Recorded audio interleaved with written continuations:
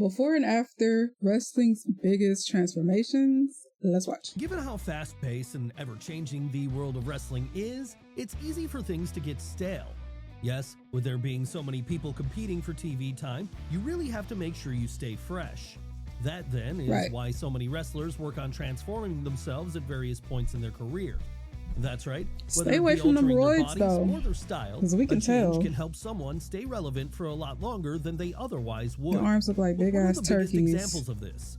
Well, that's exactly what we're going to be looking at today. Unnatural. So join us as we take a deep dive into rebuilding wrestling's biggest transformations. Like them roids we have, y'all look crazy. And as always, if we're going to start anywhere, we should really do so with one of the most dramatic examples of a physical transformation in living memory, and that's the time Scott Steiner went from varsity athlete to the Hulk. Ew! Of course, Papa Pump had always been a muscular guy, even during the late 80s and early 90s when he was part of a tag team with his...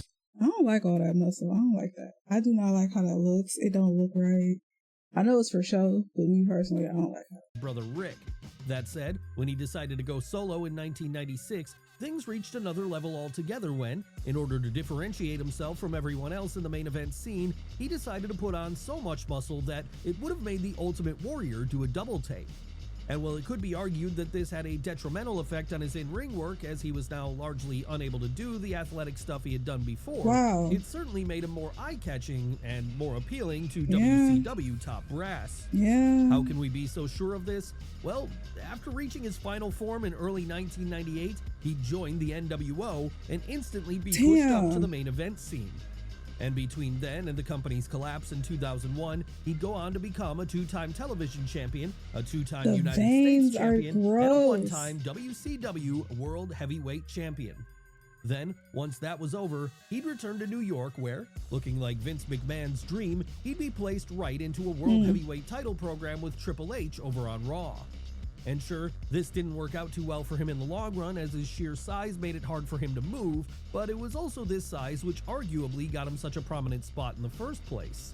After all, wrestling has, for the most part, been the land of giants, and so being bigger is a huge help for anyone with ambitions of reaching the main event scene. And this idea has continued on well past the Attitude Era and into the modern day too, as can be seen in the sudden rise of Jinder Mahal. But how did this happen? After all, prior to his return to WWE in 2016, the Calgary native had been a comedy jobber, one whose time was filled up with Drew McIntyre and Heath Slater in 3MB. Well, if you want the real answer to this question, you only have to look at his physique before and after his initial time in New York, as over the course of his 2-year hiatus, Jinder went from an athletic but not exactly overly muscular guy to peak physical condition. In short, he got absolutely shredded. And clearly, this caught the attention of Vince McMahon, a notorious body guy, as only a few months following his return, Mahal was skyrocketed up to the main event scene where, out of nowhere, he became the #1 contender to Randy Orton's WWE title. But not confident with just challenging for the belt, Jinder went one further once the time for the match had came, because there, he'd pin the champion to win it for himself. And while many fans were puzzled by this decision at the time, in hindsight, it seems that the combination of WWE pushing into the Indian market, combined with the fact that Jinder now looked like a true main event superstar, meant he was considered the perfect person for the role. Hell, if nothing else, this moment gave someone who's generally regarded as one of the nicest guys backstage a chance to shine in the spotlight, and if it wasn't for his physical transformation, it may not have happened. That said, Jinder isn't the only former 3MB member who rebuilt their body and then reaped the rewards after the fact, because following his firing in 2014, Drew McIntyre returned to the UK, where he hit the gym hard in preparation for an eventual second run in New York. And again, like so many others in this video, it wasn't as if Drew was small prior to his transformation either, but the sheer amount of size he'd put on by the time he returned to WWE in 2017 meant management all of a sudden were forced to view him in a different light. How did this play itself out on screen? Well, after only 4 months on the NXT roster, the Scotsman dethroned Bobby Roode to win that brand's world title. And less than a year after that, he'd be called up to the main roster where he initially played the Diesel to Dolph Ziggler's Shawn Michaels. Of course, this was only going to be a temporary role though, as Vince McMahon, now getting to see firsthand what the former mid-carder had transformed himself into, plans were put in place to give him a big singles push. And this all climaxed in the Scottish Warrior winning the 2020 Royal Rumble, then going on to WrestleMania 36 a few months later to defeat Brock Lesnar for the WWE title. Unfortunately, however, this big win would also happen right as the world was going into lockdown, so no fans were able to be in attendance for the crowning moment. And by the time they were allowed to return in 2021, Drew had lost the belt once more, with him yet to regain it again as of the time of this video's recording. But even if he's no longer the champion, he's pretty much a made man now as an upper mid-carder who can be slotted into the main event whenever the company need him. And while some may argue he deserves better, it's still a far cry from where he was before when he was stuck working undercard comedy bouts. What if, though, it isn't getting bigger which helps your career in the long run, but getting smaller instead? Sure, it might seem counterproductive if you work for WWE, but on occasion, such an attitude has paid off big time, as was the case for Gunther when he moved to America full-time in 2022. And yes, we can already hear some of you saying Gunther was just as great back when he was Walter, the Austrian Ubermensch who was so powerful and devastating in his offense, he could convincingly win a match with a chop. But while this is true, it's undeniable that prior to 2022, Walter was a heavier guy. Not that he was fat necessarily, just that he didn't have the kind of physique Vince McMahon would normally push as a main event player. So perhaps realizing this, once the former NXT he is UK like a champion robot moved over now. to the US on a permanent basis in order to make a push for the main roster, he lost a ton of weight and in the process ended up being arguably even more physically imposing as a result. And that too was because now not only did he have power, but added speed and agility to the mix too, something which made him a lot more eye-catching to the boss.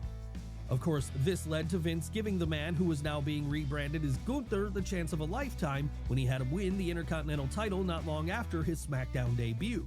And that push has carried on over into the Triple H era as well. He don't got big ass crazy looking muscles he's either. The longest reigning IC champion in years. And so that just shows you don't need all that. Main event push in the near future. Nothing wrong with it. It's just you don't necessarily need it all. Muscle isn't necessarily the best thing for your career. Exactly. But then if Gunther had been watching during the Attitude Era, he'd have already known that this was true, because the exact same thing happened back then with the Big Show. Yes, Paul White, someone who, given his physical appearance, should have been a shoo-in for a permanent main event spot in New York. But while this certainly appeared to be the plan once he jumped there from WCW in early 1999, it quickly became apparent that his lack of desire to stay in top shape was an issue for some higher-ups. So bad did it get, in fact, that in 2000, he'd be sent back down to developmental with instructions to lose some weight. And what made this even more embarrassing for him was that by this point, he'd already won the WWE title. But even this wasn't enough to get the job done here, because over the years which followed, Big Show frequently struggled with his weight, with this being something which regularly affected his in-ring performances. I heard. That was until 2015, however, as at this point, with the possibility of a WrestleMania match against Shaquille O'Neal looming, White found all the motivation he needed to shed a whole lot of pounds and look better than ever in the process. Seriously, it was like looking at a new man, one who could now move better than he had in years. But while that match with Shaq never came to fruition in the end, it still proved to be a good thing for Big Show's career in the long run, as it extended his time in the ring by a few extra years and even helped him to later get a job with All Elite Wrestling, where he currently works. And on top of that, it also allowed him to have a brief feud with the man who's also notable for transforming himself in recent years too, and that's none other than Braun Strowman. But when it comes to the monster among men, his weight loss was less to do with impressing his bosses in New York and more about rebuilding himself for his own ends, as by that point, he'd already been released from WWE and seemingly had no intention of returning again.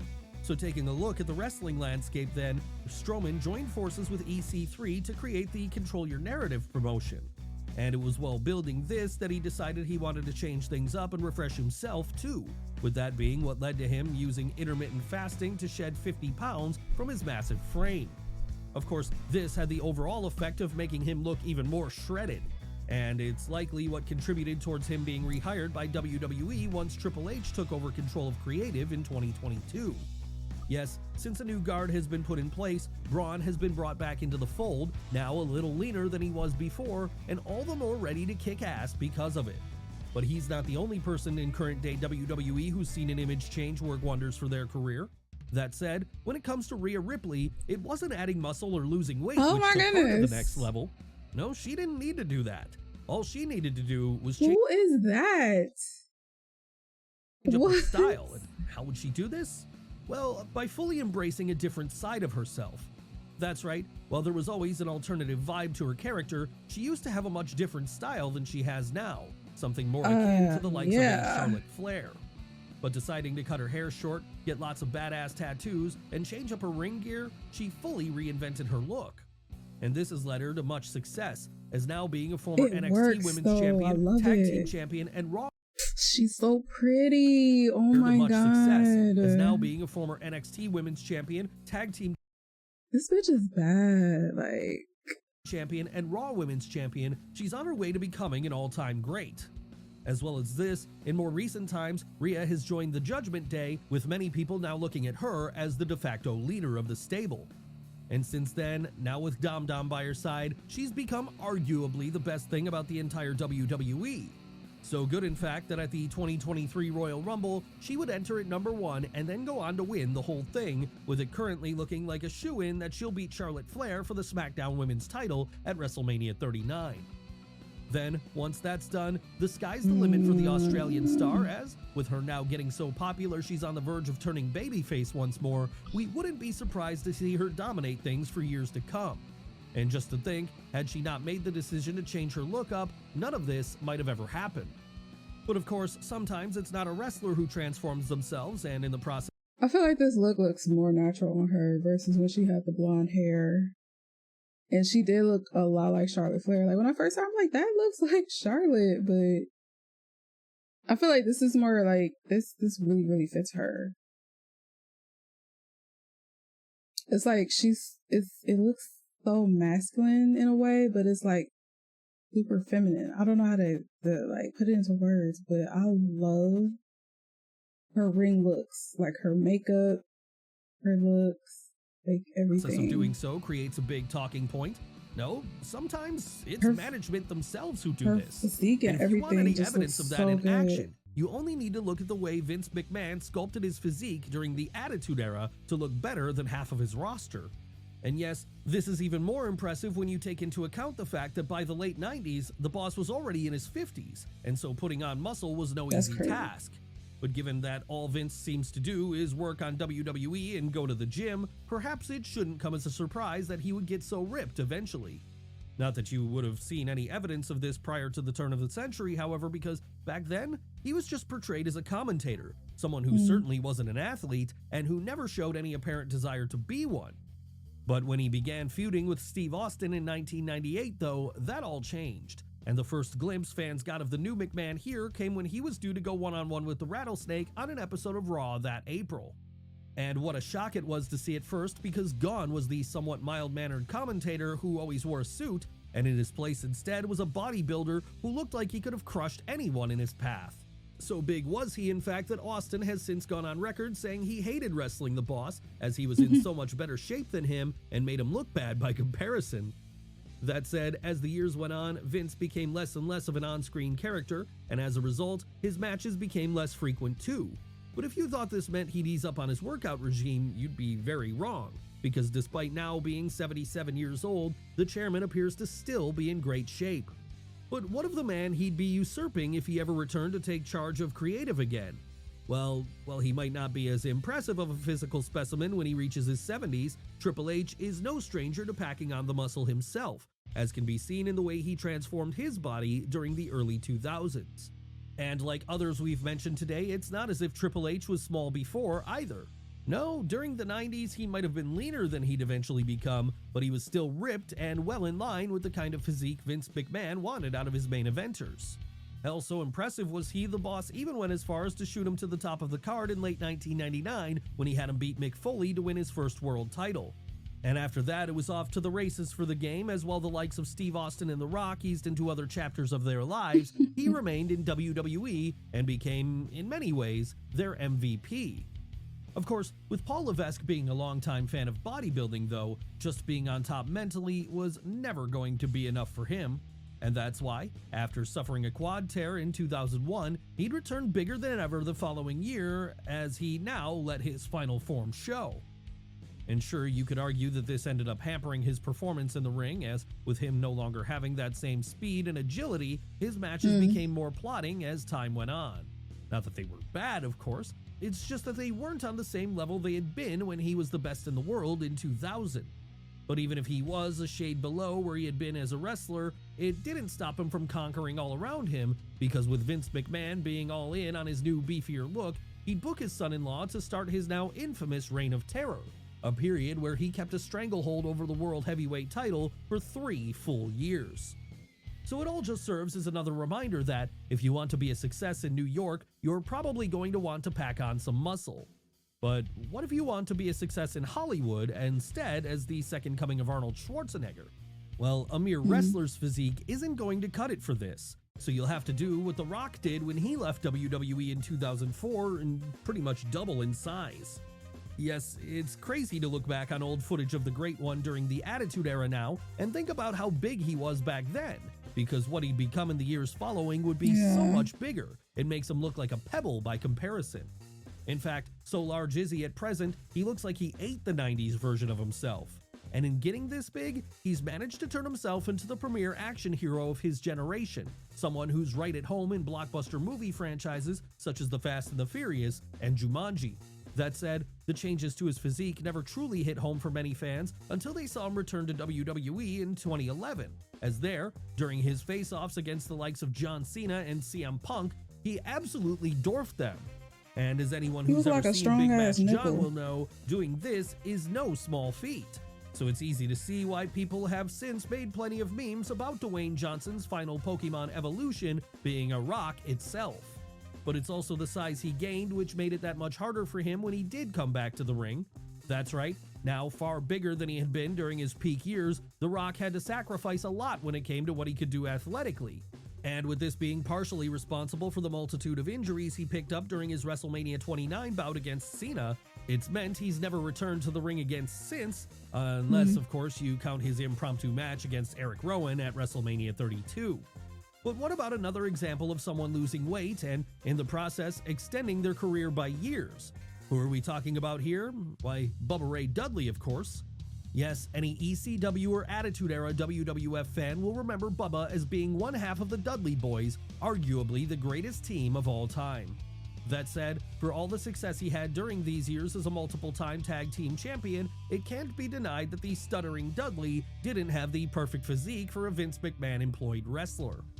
No, he was never ripped to shreds. And that's not a knock on his skills, it's just to say he didn't always fit the mold of a traditional WWF superstar.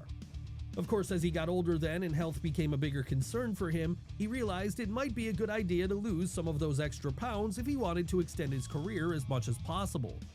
And this is what led to him gradually shedding the excess weight over the course of the 2010s, with things eventually reaching a point where he could no longer be described as the big man of the tag team division anymore. No, by comparison to what he had been, suddenly he was altogether svelte. And with this new look came a reinvigorated attitude too, as his Bully Ray character became, at different points, the top heel and face of Impact Wrestling. Then, when he and Devon Dudley jumped back over to WWE in 2015 to undergo a legacy run, he'd be able to pick up right where he left off years prior, barely having lost a step on account of his new lifestyle. Yes, whether it's getting smaller, bigger, or just changing your overall look, one thing is for sure, transformation can be the key to having a whole new coat of paint to your character. I like that Gunther was included in this list because it just shows that you don't necessarily need big ass, ripping, crazy, insane fucking muscles to be like a star. And Gunther definitely shows that, because I was like, Gunther does not have that crazy ass physique, but he is definitely talked about and super relevant. And it's also sad that like a lot of these wrestlers feel so pressured to go to the extreme to the point where they have to take human growth hormones to impress Vince and to impress the audience. But I just hope for everybody to be healthy and to take care of themselves and to not push themselves to the limit of like, you know, health problems, because that definitely happens. But Leave some comments down below, you guys. Let me know what you think, and I will see y'all in the next one. Toodles.